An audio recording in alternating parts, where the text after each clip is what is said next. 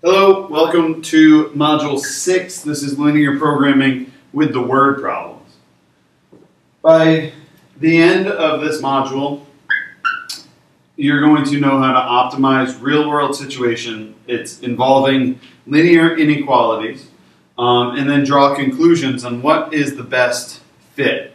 We're going to be using the farm subsidies example as notes. So the farm subsidies is an actual problem where the U.S. government provides subsidy money to certain farmers to actually help them grow more crops.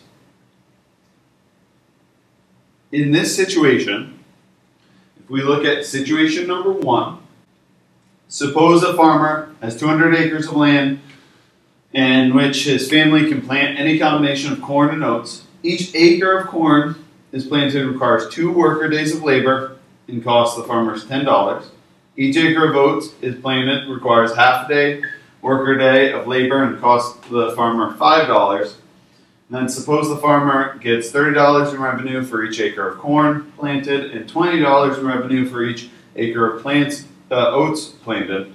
The farmer only has $1,100 to spend on planting and 160 worker days of labor available. How many acres of corn and how many acres of oats should the farmer plant to maximize his revenue?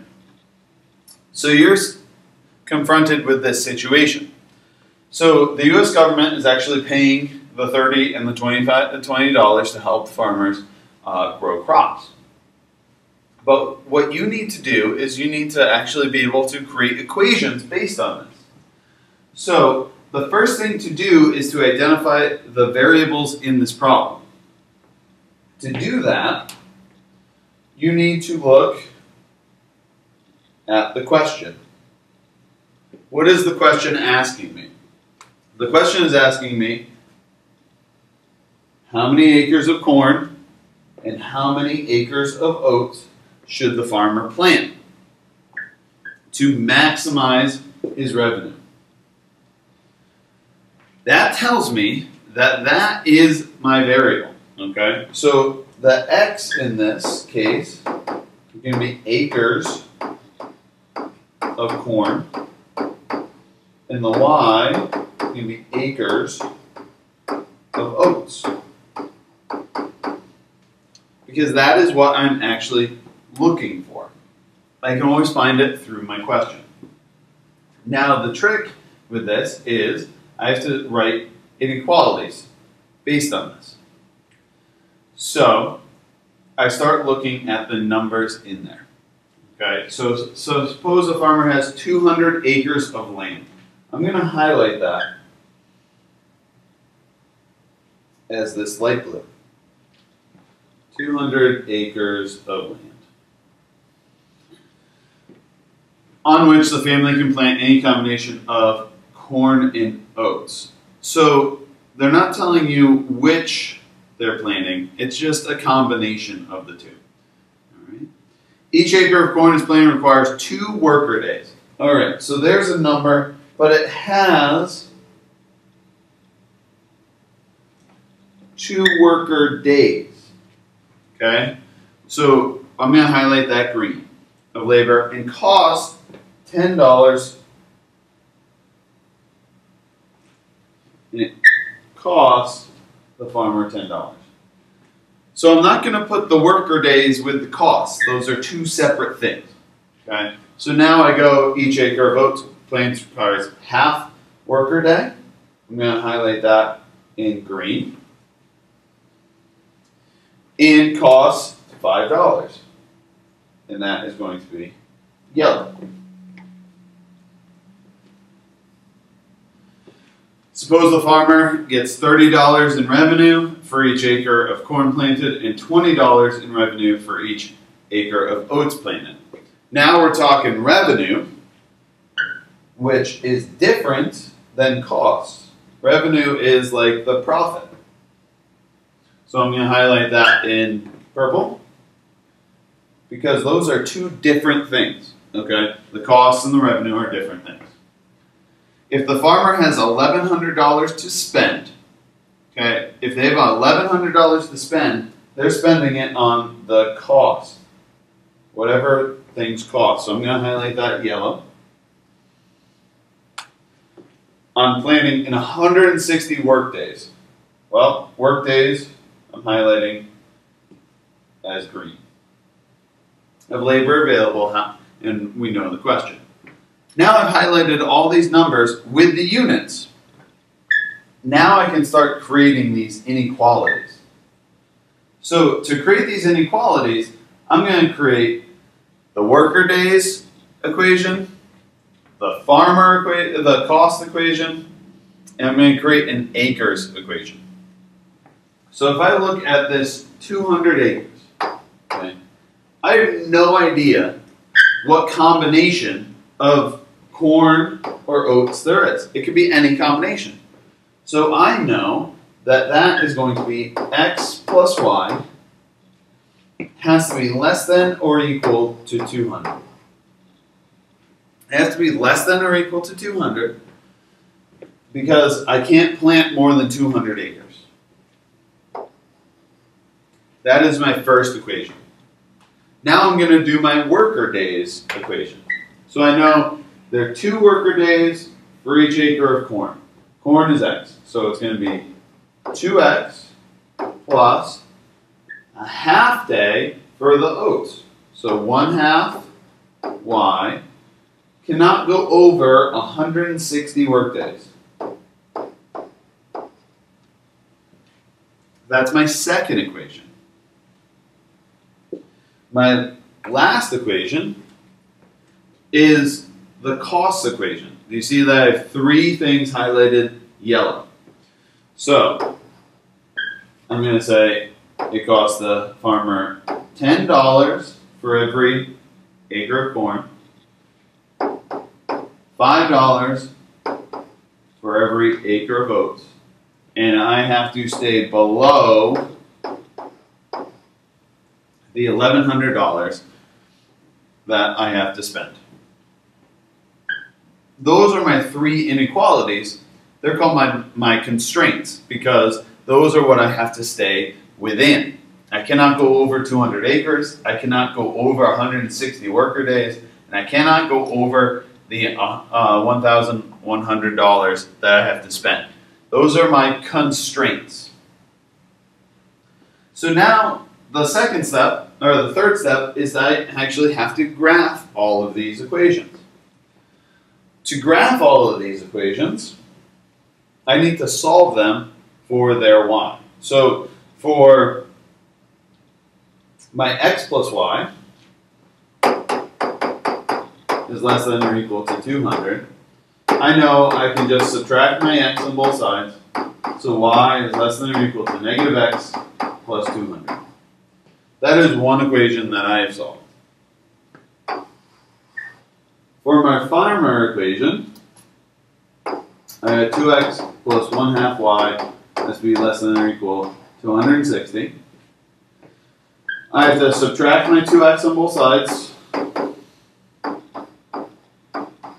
1/2 y is less than or equal to negative 2x plus 160. Now to get rid of this 1/2, I'm actually going to multiply by 2 to each one.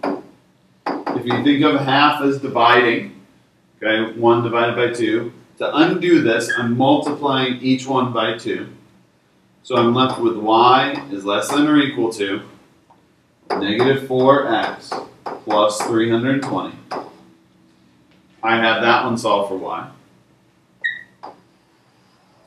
And then my last equation, 10x plus 5y has to be less than or equal to 1100.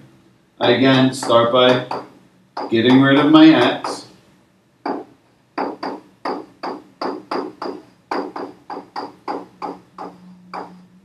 Then dividing by 5. And I'm left with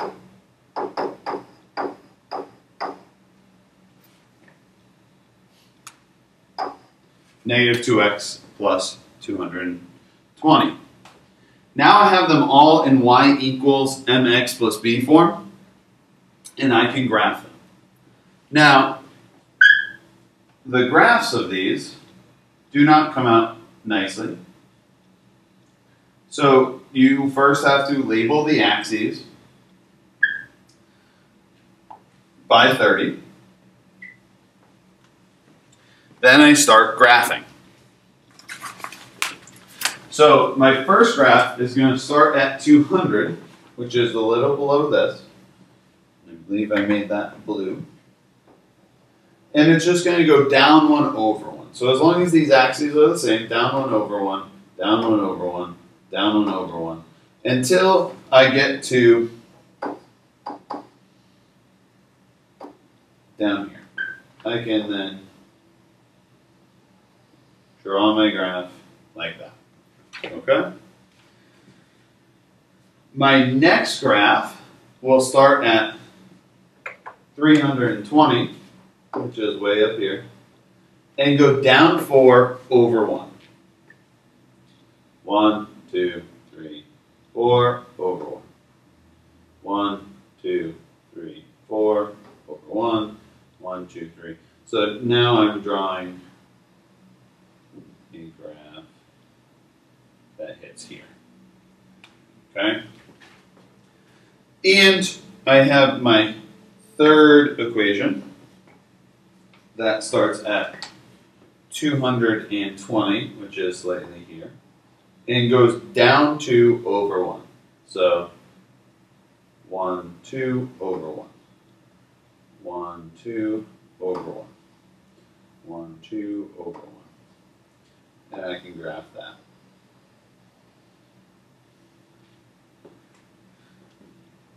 I now have those 3 constraint functions, and I have to find where they intersect. So I know that all of these equations are below, are shaded below.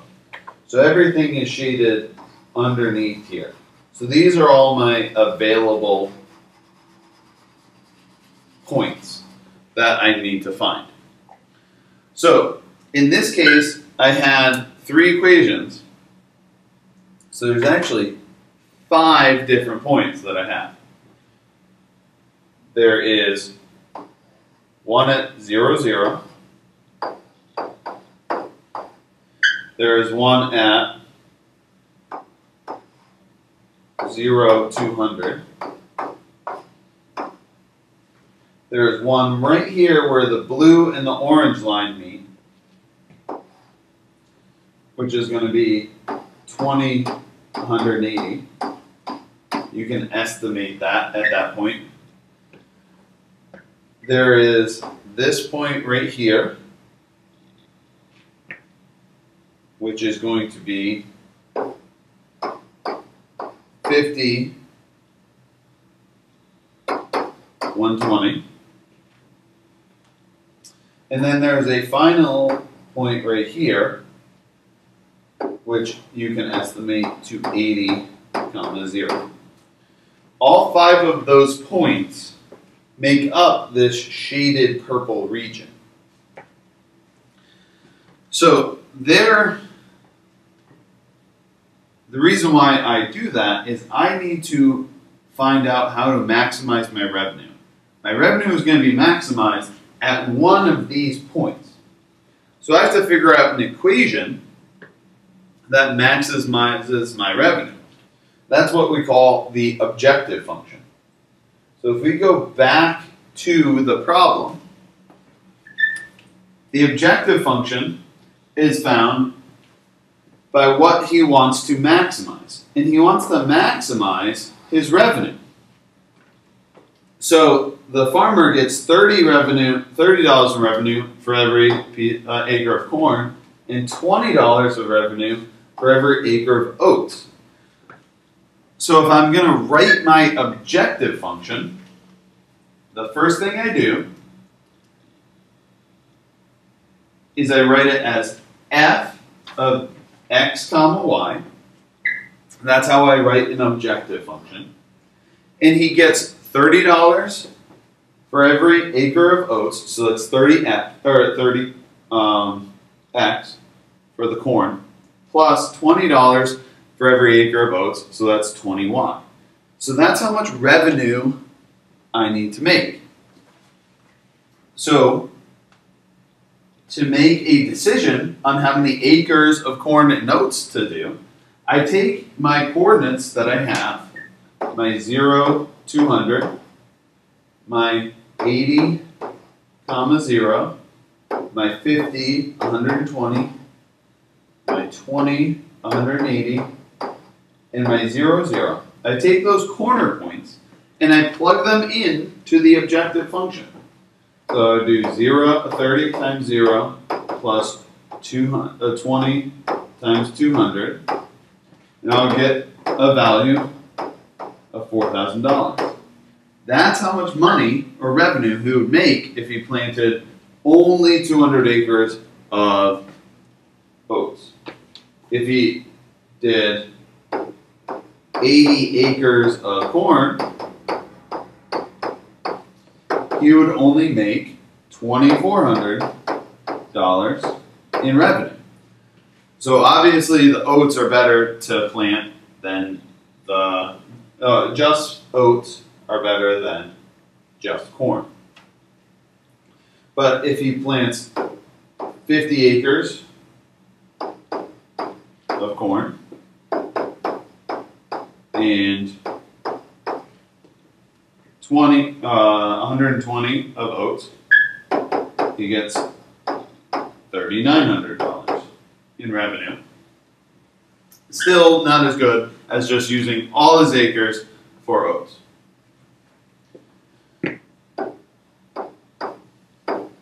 If he plants 20 acres of corn and then 180 acres of oats, he makes $4,200. So that's more than the just pure oats piece. So that's an even better deal. If he plants nothing, he gets nothing in revenue. So there's no money. So what would the farmer plant? The farmer is going to plant what's going to make him the most money. The most money that he's going to make. So if you're stating a solution to verify, okay, if you're stating that solution, he's going to plant 20 acres of corn and 180 acres of oats. That's going to maximize his profit of $4,200 because that's going to make him the most money. Now, if the constraint function changes, that might be different. And that is the process. Those are the types of questions here. So now in situation 2, it's the same constraints, but now the revenue is different. So that's going to change how my decision is made. Maybe now more corn and more corn is better, or just pure oats are better. So go through these different situations, practicing evaluating that objective function and finding out which is going to maximize your profit. There are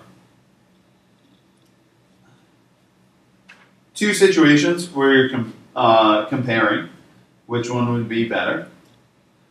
And then these are all 7 steps of how you program using linear inequalities. Please give this question a shot. Identify your variables, which you can find through the question. Write the inequalities, and then come to me with any questions that you have about graphing, finding the coordinates, or maximizing. Thank you very much.